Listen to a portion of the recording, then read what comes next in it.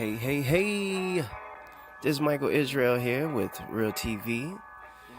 And thank you for tuning again with me. It's more than a blessing, as always, and shalom to you. Let's give praise to the Most High. We are still celebrating HANUKKAH. We got one more day of a great feast, and I hope that you all have done your homework and read the Holy Word. But we'll be back in just a moment. Check it out. Fall in love with the right one. It's like we living in a world full of evil, and we trying to live the right life. All up in the nightlife. Me, I'm just trying to find a white wife. The white wife. I mean, not a white wife, but the right wife. You know. What's love? What's love? Can you find it in this world? I can find it, and you can find it. It's right here. This love is right here.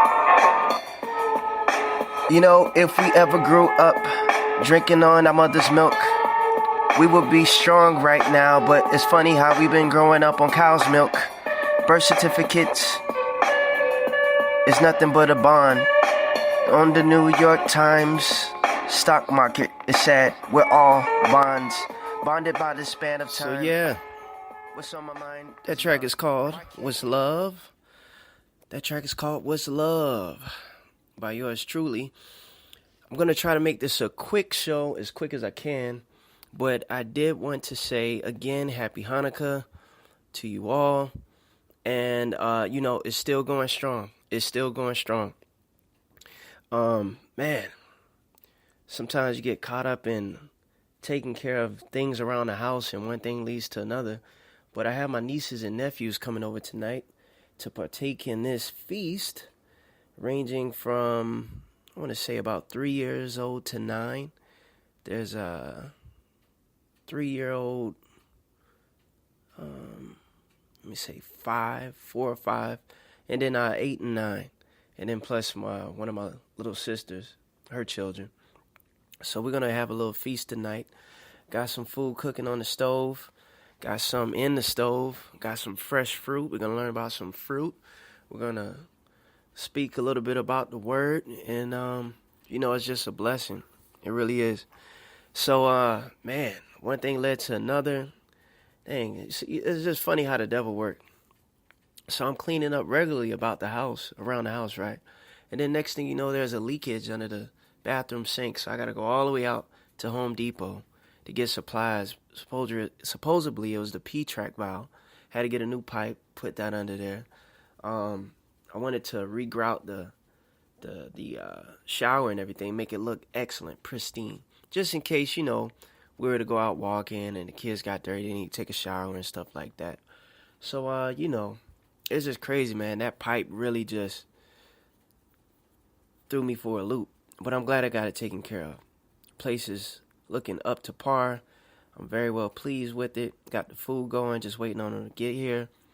So I wanted to make a quick show for you guys. I did watch the Humanity Bureau. I didn't finish it yet, but wow. To say the least, it looks like a very interesting show about where the world is leading. Kind of reminds me a little bit about Demolition Man back in the day. Also, I did watch the other recommendation that y'all sent me about, warning from a YouTube channel called Rap the Fire. And I guess, in essence, they have a lot of different shows, but one of them was talking about Planet Nibiru or something along the lines of that. I've heard about it. I've known about it for years. And one of the things that I can say just really quick, I may have to do a quick show about it sometime soon. But, there is this thing about this planet, Nephilim or Nibiru or whatever, right? This huge planet. Well, supposedly, they say that it should hit Earth sometime, right? Well, my take on it is that there is a possibility that it may come. Supposedly this planet is reddish. And in the scripture, it does talk about how 1/3 of the sea should turn blood red, 1/3 of the land should turn blood red. 1/3 of the fruit and vegetables and all that stuff should die off in the land and stuff like that. So in essence, they say when this planet arrives, since it's so big, I want to say it's bigger than Jupiter, or maybe closer to the size of Mars or Jupiter or something like that, right? That it should block out the sun. Well, the scripture does give an outline about how the sun should turn black as sackcloth and the moon should turn blood red. Well, they say since this planet is reddish, that particles from this planet should, land onto our waters, into our land, and stuff like that. Hence, where you get the term wormwood in the Bible. But it's a little. It's something that we'll really have to dissect to see what's really going on and see what's what. But that's just my quick take on it. I'm not saying that it is going to arrive and that it will hit us. But we have been due for a long time over meteorites and comets and things like this.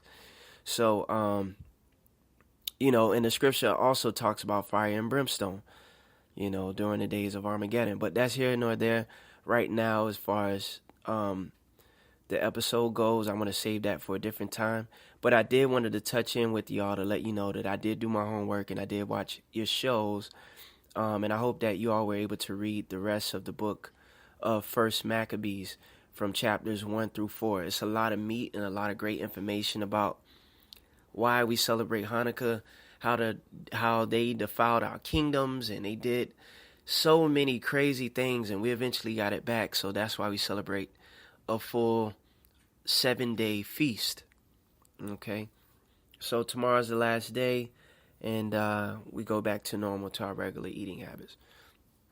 Okay, so that's that. I did get some more news, which I'm not going to go too much into tonight, about not on the mainstream news, but I did catch the article about what happened in Aurora, Colorado, about the gentleman who killed his stepdad. And again, they're promoting these different tactics here and there about the racial situations to promote and egg on the Civil War as we know it. The gentleman was a white boy who was 19 years old, and his stepdad was black, and his mother was white, of course. This is in Aurora, Colorado. The stepdad, the black man, he raised him, since he was a little baby, since a little boy, for a long time. And him and his wife has been together for 14 years. Well, in essence, to say the least, if you haven't heard the story, you could check it out yourselves. But to say the least, the dad was telling the boy that he needs to start paying rent, since he's living in the house. He's 19, he has a job, whatever. And the boy called the dad down to the basement and ended up killing him, stabbing him several times, after he turned his back on him. And, in essence, what the story is that the dad didn't know who he was. He didn't know that he was a Jew or a Hebrew. And I say that because it's very important that we know who we are. If he knew who he was, he wouldn't have been in this situation. Why? Because the scripture tells us that no weapon shall prosper against us. No weapon at all. And one of the things that gave it away that he didn't know who he was is that he had an American flag outside of his home. Most of the times in situations, especially in the South, but different places across the world, whether you live at a home or you have a commercial property or business, if you have American flag, you're most likely affiliated with the elites, that you're a Mason, that you're a Grand Master, things like this. Now, in some scenarios, you do have servicemen and women who have flags outside of their homes who try to pay homage to the United States of America for their work in the service. There's a very small percentage, but in a lot of states and counties, you cannot have a flag in the window of your home, outside of your home, without being approved by the city, Um, literally, you have to have approval to have that flag. So that's just one giveaway. Another is, I mean, a lot of different things I'm not even going to mention right now. But for those who are enlightened, and for those who are Jews and Hebrews, you know the other reasons why it has not been awoken to the truth. Okay? But again, he wouldn't have been killed the way he would have been killed if he would have been covered by the blood of the Lamb. Okay? Him and his son may have gotten in a little tussle, but he wouldn't have been stabbed that many times. He wouldn't have, the scripture clearly says, no weapon shall prosper against me. You understand? So we have to come to the truth. And we as people, men or women, we have to be very wise and not be, to put yourself in a situation to raise someone else's kids is very, very serious. To raise someone else's children is very, very, very, very serious. And you really have to be prayed up and have the Lord on your side. I'm not saying that there's something exclusively wrong with it, but you just have to be in the right mind frame. And you have to be very spiritual, you know what I mean, to take on such a great responsibility. So my condolences to the rest of his family. And the thing is, the kid, the boy, or this teenage guy rather, he's not a boy, but he's a man, this young man, all he had to do was just, you know what I mean, save up some money, pay the rent. Now he's going to be in the pen. Now he's going to be in the jail cells now.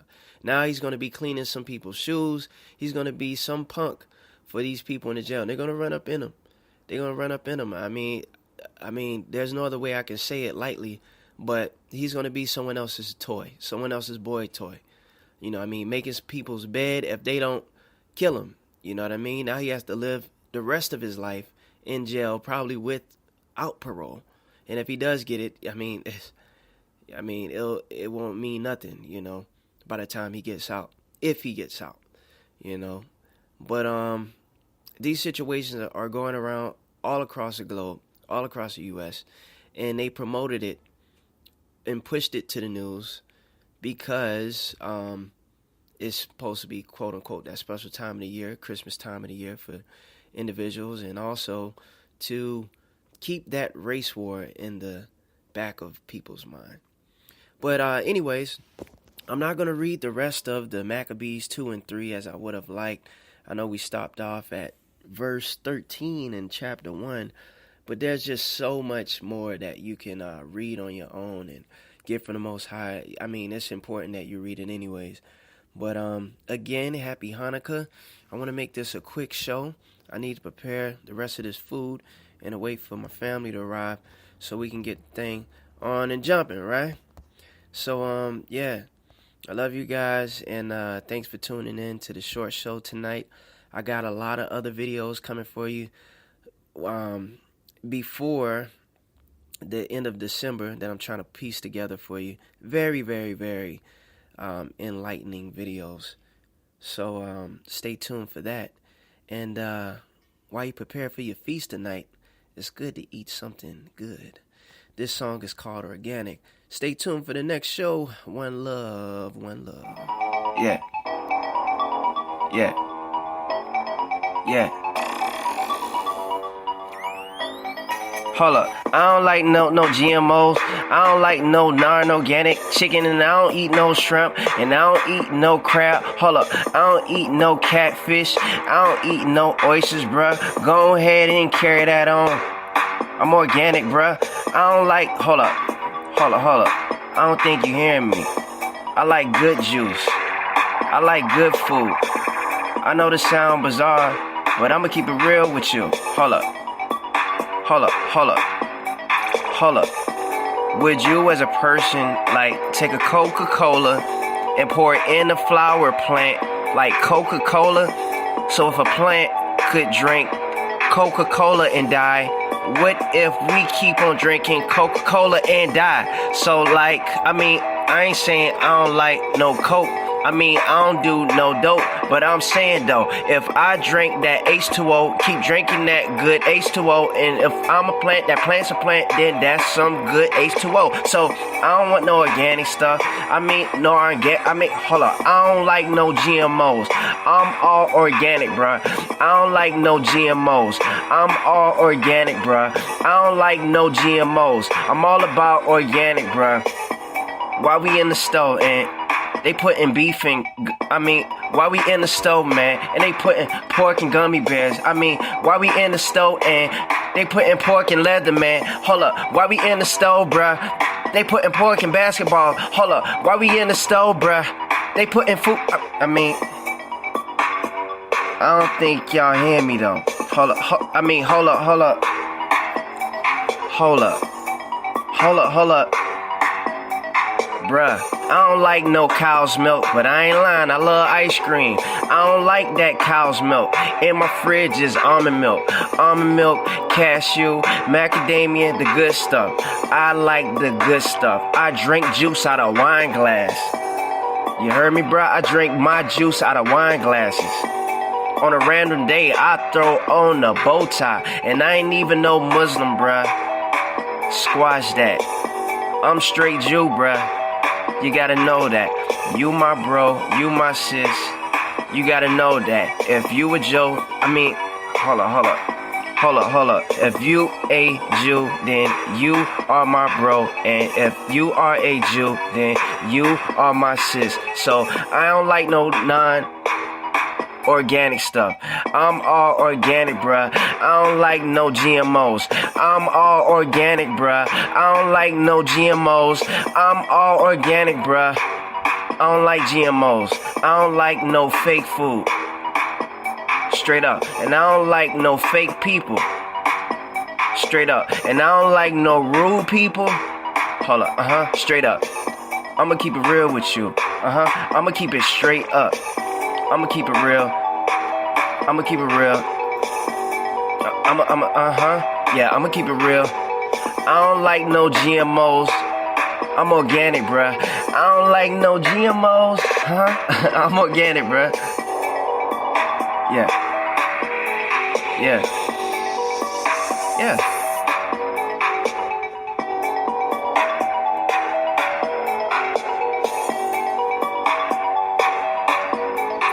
I mean, you know, I was gonna stop the beat, but it's good that I keep on going, and it's good that I keep on flowing, cause the freestyle keep on going. I mean, the freestyle keep on going, the beat just keep on going. So I'm like, I'm gonna keep on flowing. Yeah.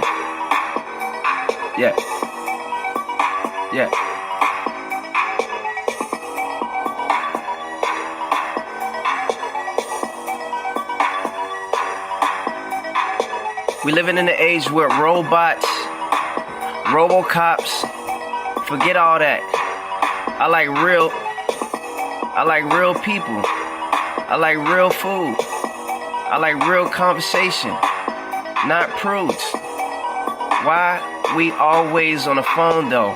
Why we can't put the phone down and have a real conversation though? I mean, everywhere I go, you go into a business, we on the phone. We walking on the streets, we on the phone. We on the bus, we on the phone. What happened to the non-GMOs? I'm organic, bruh. I don't like GMOs. I'm organic, bruh.